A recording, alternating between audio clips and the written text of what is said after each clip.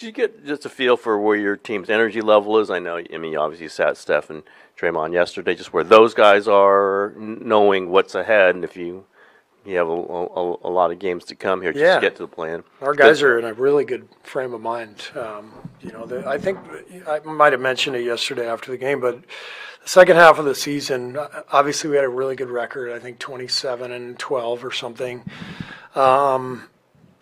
We also had a really good two-way balance. Our both offense and defense in the top 10. I mean, we had all the hallmarks of a really good team in the second half of the year, but it was more than that. It was also we had guys who were struggling early in the season. Slow starts for Wiggs and Clay. Draymond with a suspension. One of the things I'm most pleased about with the second half is just the sense of ease and peace that each guy seems to have. I think Draymond and Clay are in a great place as opposed to early in the season. And that matters, and that affects other people. And so I really think this team has good chemistry. Draymond has been a great mentor for the younger guys the second half of the year. Wiggs is in a really good place. So it's not just in our record and our offensive defensive rating. It's the vibe, and it's a good vibe. And obviously we're in a tough spot. We got to win 2 games just to get into the playoffs, and anything can happen. But I do really believe in this group, and I believe in karma. I think this group has earned some good karma. So we'll see what happens. Was there anything tangible or any fulcrum point that you could point to that kind of triggered or ignited the second half of the season, or was it just guys getting comfortable and just time and reps? I mean, I think Draymond and Clay, those two guys getting into the right headspace triggered it. Because I mean, let's face it, they're Hall of Fame players. They've hung 4 banners here, along with Steph and Andre. That's the foundation of the team. Got a lot of other contributors and guys who have played well and won championships, and Wiggs and Loon, and guys who have really contributed to this. But this team is about Steph, Clay, and Draymond, and so first half of the season, neither one was right emotionally, spiritually, however you want to put it. And once they turned the corner, it affected the whole team, because that's how it works. And part of that is our defense just got dramatically better. And that's where Draymond really comes in. It's not only his performance on the floor, but it's the way he impacts his teammates. And just his approach the second half of the season has been fantastic. Could you elaborate on your belief in karma and why you think this team has earned it? I just believe you earn a lot of things in this game. You have to earn confidence, and you do that by putting the work in and going through the fire and feeling adversity. And this team has had all kinds of that over the years. But I also just believe that if the team is in a good place and you have a good vibe in the locker room, there's a joy about the game that translates to good performances. And it all, however you want to express it, as a coach, you can just kind of feel it. And I've been very frank, I didn't feel it last year. So this year I've felt it. It doesn't mean it's going to happen. It doesn't mean we're going to win, but I think we have a better chance of really making a push this year than we did last. Steve, what do you remember from that elimination game last year in Sac, both the actual game and just the atmosphere in Sacramento? The atmosphere for all 4 home games there was amazing. It was incredibly loud. I think the main thing, honestly, that I remember is shaking Mike Brown's hand afterwards. When you get to these elimination games and you play and compete against people you're really close with, there's a sense of elation when you win, but that your good friend is struggling and it hurts. And those moments are always really difficult when you coach against a great friend. And so I was feeling, great joy for our team and sorrow for Mike because of everything that he has meant to me over the years. Another moment of reflection, and maybe it speaks to what you were talking about before, just the evolution of your team, but in the I think you guys played each other 3 or 4 times during the regular season, but all of those games were decided by 1 point. What do you remember from those games, maybe where it went right or wrong, and how much have both of your teams, the Warriors and the Kings, changed since those early season matchups? Yeah, I mean the 2 games in Sacramento, I just remember the turnovers. We won one of them, but we tried to give it away, and the other one we did give away, and it was all based on turnovers and poor execution. So that's what I remember about those 2. The one we lost here, I regretted after the game not taking a timeout. We had a chance at the end, and I let the play out. It didn't turn out, and so that's one I beat myself up after that game. I don't remember the other one. No, the other one was Clay hit the game winner. And that's when that was really early in the season. And again, I didn't take the timeout, and he came off the screen, was open, and knocked it down. And so, I mean, it is crazy that all 4 came down to one play. As far as where each team is now, we're both very different. And that's why I don't know how much we're going to gain from our earlier tapes of those games because, they're without Herter and Monk. Trace and BP are playing much bigger roles now than they did then. JK's gotten way better. Clay and Wiggs are both, and Draymond are all playing at a much higher level. Keon Ellis, I'm not sure. He was on our scouting report for those 4 games. Now he's, a starter and a hell of a player. So there's a lot of difference, and it's been, 4 months since we saw them. So it's very different now.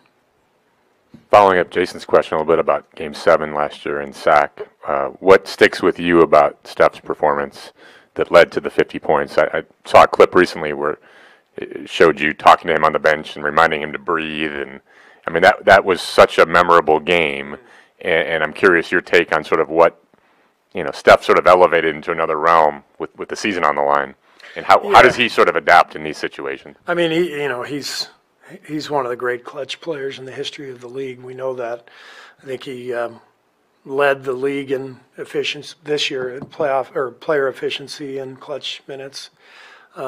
We've seen him win championships, win Finals MVP. I mean, Steph Curry is Steph Curry. So that performance did not surprise me because he's that guy.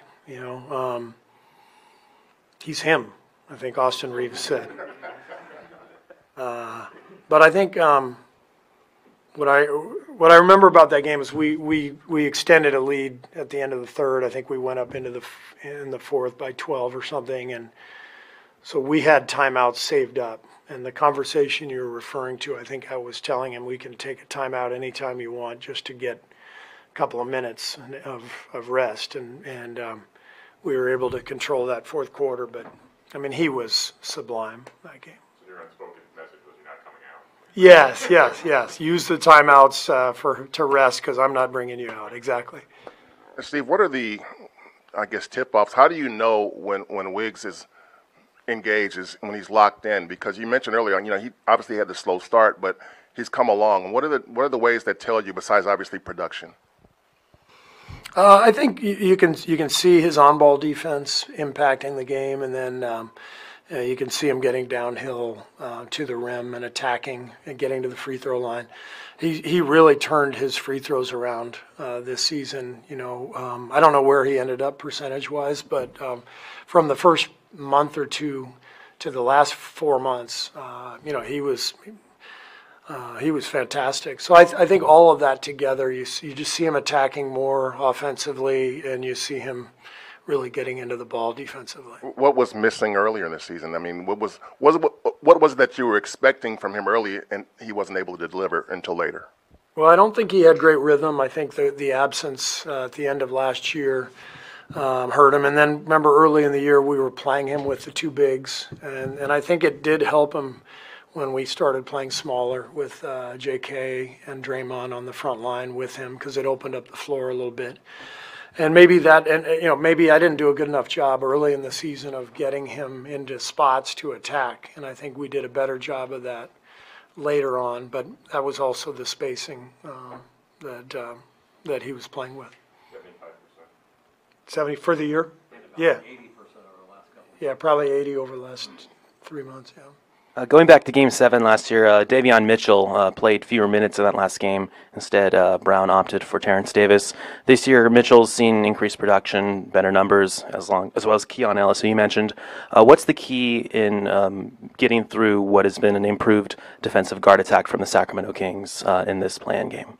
What's the key for us in terms of dealing with the Sacramento's guard defense? Yeah, with Ellis and Mitchell. I mean, it doesn't change from last year because Davion played a big role in that series, and Davis played the Ellis role, and those guys did a really good job on Steph. So that we're prepared for their ball pressure, and I think Mitchell is an excellent on-ball defender. Ellis is really good too, and we know that they'll be all over Steph, and we've got to be ready for everything. They've blitzed Steph in the past. They'll hit him in the half court, double team. We've got to have our spacing right and make sure we're executing against all that. Steve, you mentioned them not having Herter and Monk. What have you kind of noticed about what's different about the way that they play? Ellis is obviously a good defender. Teams have left him open, and he's hit some threes even too. But just what do you see about how different they're playing with their sort of new look by necessity? Well, they're playing 8 guys, coming off the bench with Lyles and Len and Mitchell. And so very tight, consistent rotation. They run a million pick and rolls with Len. He gave us some problems last year in the playoffs, so I'm sure he's part of the plan.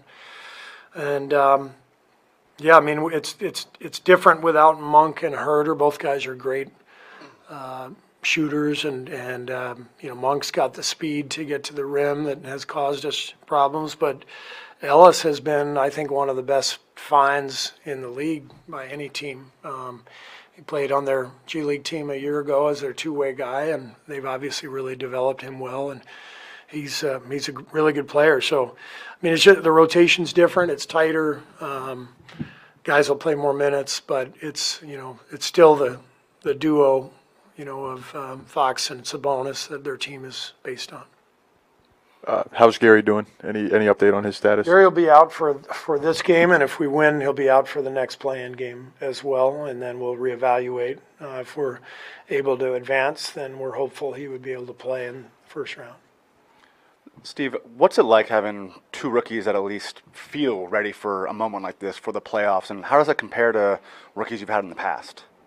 I mean, every team is different, and the way this team is configured, both those guys are going to play, and they're in the rotation. In the past, we've had deeper teams. We've had different sets of circumstances. I would say we've had young guys who weren't quite as experienced as these guys, so it was a longer development process. So, but I'm excited. I think they're ready to play, and it's going to be fun to see our young guys out there.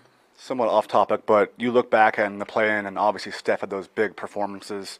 You look at the stats, you can't really find those numbers anywhere, whether it's playoffs numbers, whether it's regular season numbers. How would you maybe decipher that? What should the league maybe do about finding those stats somewhere? These are playoff games, Right. I think I can't believe they're not included in the stats. The stats just disappear into the ether. It's crazy. But hopefully, if I have a terrible coaching job tomorrow night and I completely screw up the whole game, at least it's invisible and nobody will ever remember. So, what's that? What plans? I don't even remember anything that happened. Besides GPs, you expect everyone else to be available? Yes. Yeah. Or am I? Yeah. Just kind of where is J.K. at, Steve, as far as, he was out, he came back, he had the one good game, he kind of went out again. Are there any concerns about just what you can get out of him, considering he's been so in and out and kind of having a different role also?